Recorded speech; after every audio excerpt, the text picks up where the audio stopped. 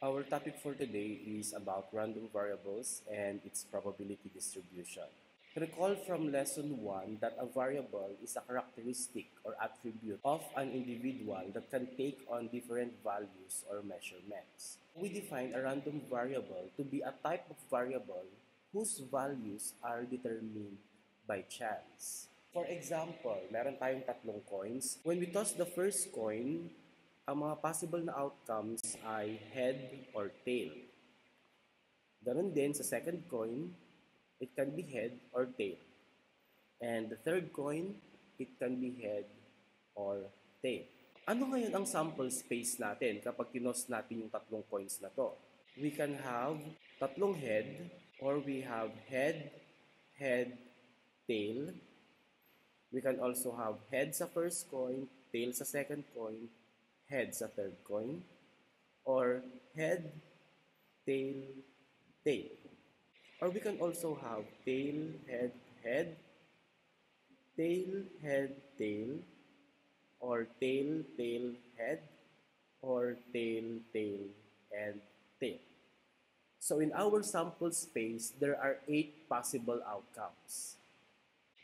Now we let x be the number of heads. So ano yung mga possible na lalabas? We can have 0 head. Ito, kasi puro siya tail. We can also have 1 head, like this. Isa lang yung head natin dyan. Or pwede din na dalawa yung heads, like this. Or pwedeng tatlo yung heads. Pero hindi possible na magkaroon ng 4 na head. Okay? Kasi tatlo lang naman yung coins natin. If we take the probability of each x or the number of heads, then we have, for the 0, ilan ba ang 0 natin dyan? We have 1 over 8. So the probability is 1 over 8. How about the ones? So meron tayong isa, dalawa, tatlo. So that is 3 over 8.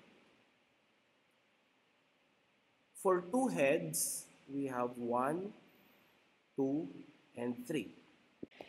So that's 3 over 8. And for the 3 heads, we have only 1. So that is 1 over 8. Now this table here, containing the number of heads and the probability of each number, is called a probability distribution. We define now probability distribution as a model that describes a statistical experiment by defining a sample space, for example, yung number of heads natin, and a method for assigning probabilities to each possible event. So we have 2 types of probability distribution. Ito yung discrete at saka continuous. Let's first talk about discrete probability distribution. When we say discrete probability distribution, ito yung mga experiment with finite or countable sample space. Kaya nating mabilang lahat ng possible na outcomes dun sa ating sample space. For example, rolling 2 dice, construct a probability model for the sum of the numbers. Here, isa siyang discrete probability distribution kasi pag nag-roll ka ng dice, mabibilang mo lahat ng nasa sample space niya. Kasi 6 times 6 lang naman yon. There are only 36 possible outcomes. So to help us make a probability model for the sum of the numbers, let's complete this table muna. So for the first row, we have 1 plus 1, we have 2, 2 plus 1, 3, 3 plus 1, 4, 4 plus 1, 5, 5 plus 1, 6, and 6 plus 1, 7. For the second row, we have 1 plus 2 equals 3, 2 plus 2 equals 4, 3 plus 2 equals 5, 4 plus 2 equals 6, 5 plus 2 equals 7, and 6 plus 2 equals 8. And so on and so forth. So we can now complete our table here. So ang pinapagawa ng problem sa atin is a probability model for the sum of the numbers. At ano yung mga possible na sums? Okay, we have the least is 2 and the greatest is 12. Okay, so 2, 3, 4, 5, 6, 7, 8, 9, 10, 11, 12. Those are the possible sum of numbers.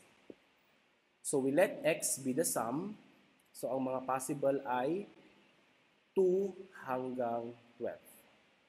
Now, let's take the probability of each. So, yung 2 natin, we have 1 over 36 kasi isa lang siya. Yung 3 naman natin, we have 2 over 36. Yung 4 natin, we have 3 over 36. Yung 5 naman natin, we have 4 over 36. Yung 6 natin, we have 5 over 36. Yung 7 natin, we have 6 over 36. Yung 8 natin, we have 5 over 36. Yung 9 natin, we have 4 over 36. Yung 10 natin, we have 3 over 36. Yung 11 natin ay 2 over 36. At yung 12 ay 1 over 36. Pag ni-lowest term natin yung mga probabilities, then we now have this probability distribution.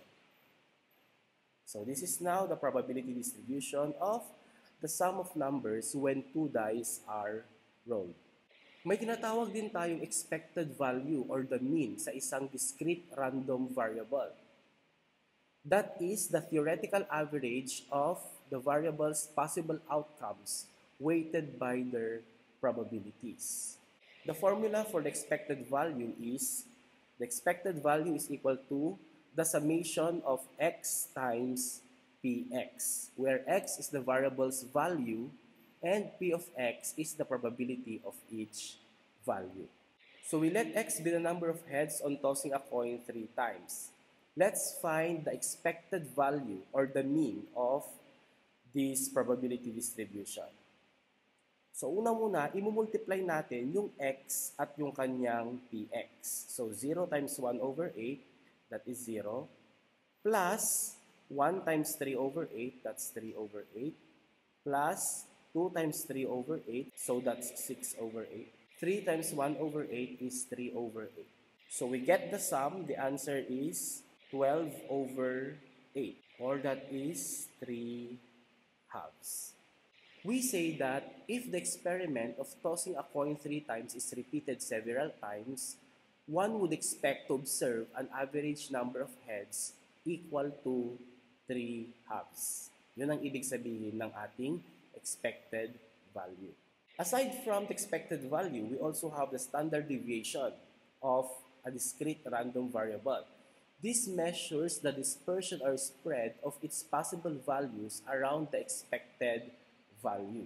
Ang formula naman natin dyan is the standard deviation is equal to the square root of the summation of x squared times p of x minus the square of the expected value. So using again the probability distribution in tossing a coin 3 times, we know that the expected value is equal to 3 halves. So the square of it is equal to 9 over 4. Now we take the square of each and then i-multiply natin sa ating px. So that is 0 squared times 1 over 8, that's 0, plus 1 squared times 3 over 8, that's 3 over 8, plus 2 squared is 4 times 3 over 8, so that is 12 over 8, plus 3 squared is 9 times 1 over 8, that is 9 over 8. So our sum is equal to 24 over 8, or that is 3. The formula for the standard deviation is equal to the square root of the summation of x squared times p of x minus square of the expected value. So, etong part na to ngayon, that is 3.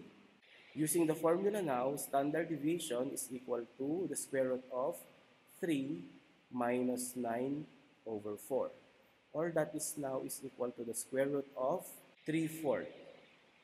Or that is now equal to the square root of 3 over 2 or 0.87. So, anong ibig sabihin ng standard deviation na ito doon sa ating expected value? If the experiment of tossing a coin 3 times is repeated several times, the number of heads deviates from its expected value, which is 3 halves, by an average of the square root of 3 over 2. The second type of probability distribution is the continuous probability distribution. This represents an experiment with an infinite sample space where possibilities are calculated over intervals. So unlike the discrete probability distribution, dito infinite na yung sample space natin. The best example here is the normal distribution. Kasi alam natin na yung normal distribution natin ay continuous. Okay? Yung sample space natin is lahat ng real numbers na nandito at nandito. And the probabilities are determined by areas under the normal distribution curve.